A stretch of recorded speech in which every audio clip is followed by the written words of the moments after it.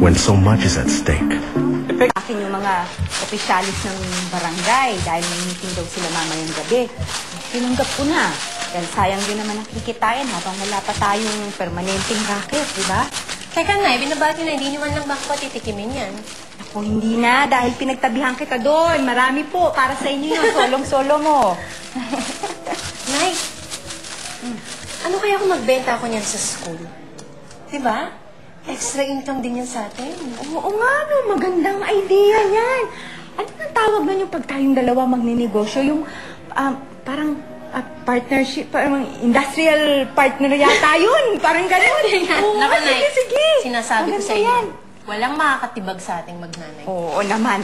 Yung partnership natin, solid to eh. Solid talaga yan. Solid yan, Nay. Pero kung magtitinda ka, dapat tikman mo. Para malaman mo kung pasado, di ba? Ayan, tikman mo kung kagaya na ng quality ng cook dun sa hotel. Sige na.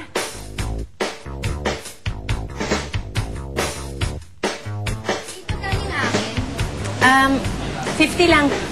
Ito, sukli ko Lagay natin. Bigyan mo siyang 50 pesos. Yes, manager?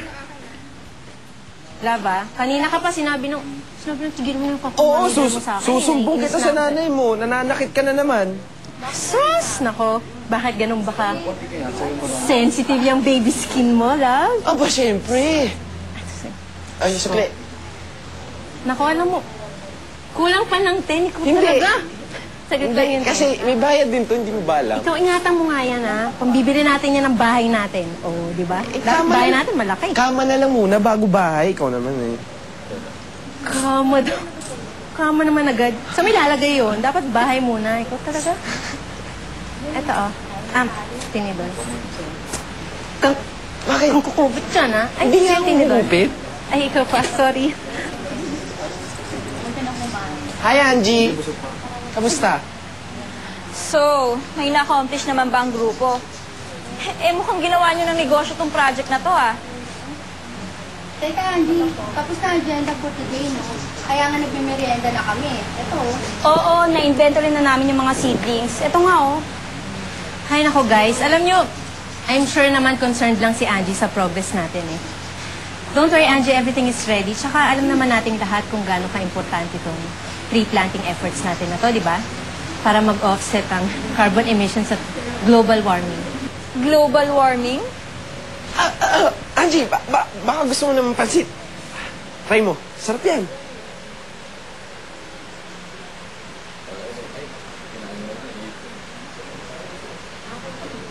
Pansit yan, hindi yan spaghetti. Ito talaga. Alam mo, parang may kulang na ingredient. Hindi siya masarap. Alam ko na. Pansit pang mahirap.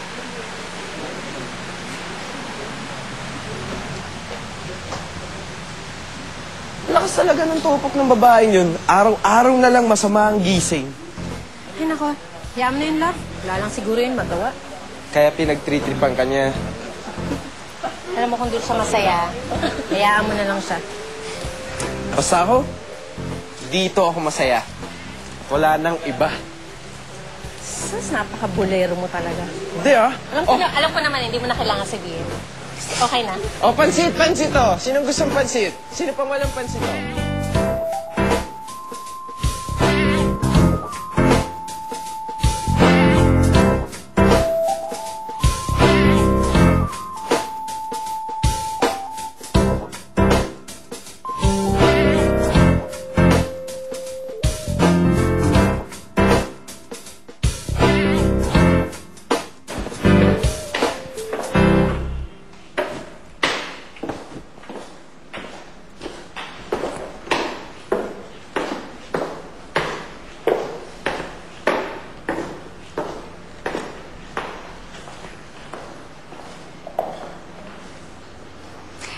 Ikaw yung ba yung Beth na nirekomenda ni Connie?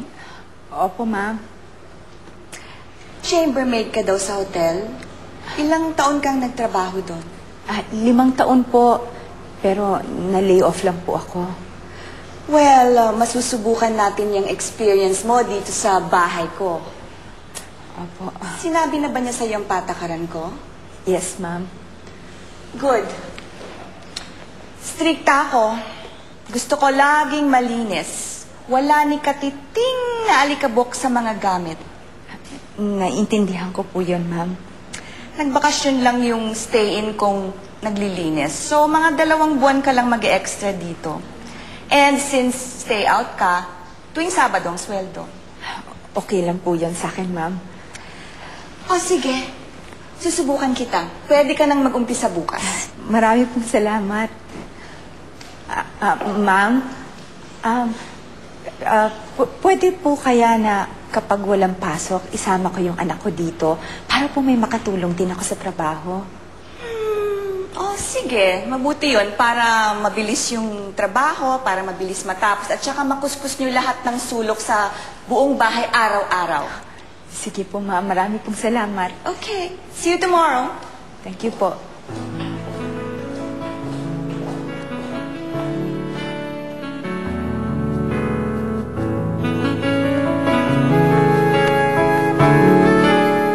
Bilang mommy, I make sure na softness lang ang mafe-feel ng twins. Alam mo, ayaw mo namang upuan tong mga sofa nila, di ba? Oh, madudumi yung palagi. Well, look at that. Ang liit nga naman ng mundo. Ay, magandang araw po, Ma'am Angie. Ito po yung anak na sinasabi ko, si Kate. I see that.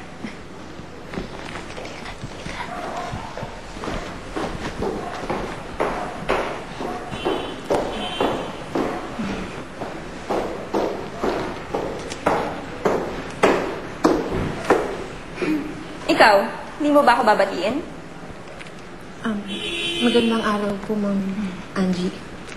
You know what? I think magiging magandang araw ko. Halika, Kate. I'm sure magiging malaking tulong ka sa akin. Oh, ano ba hinihintay mo? Tika na.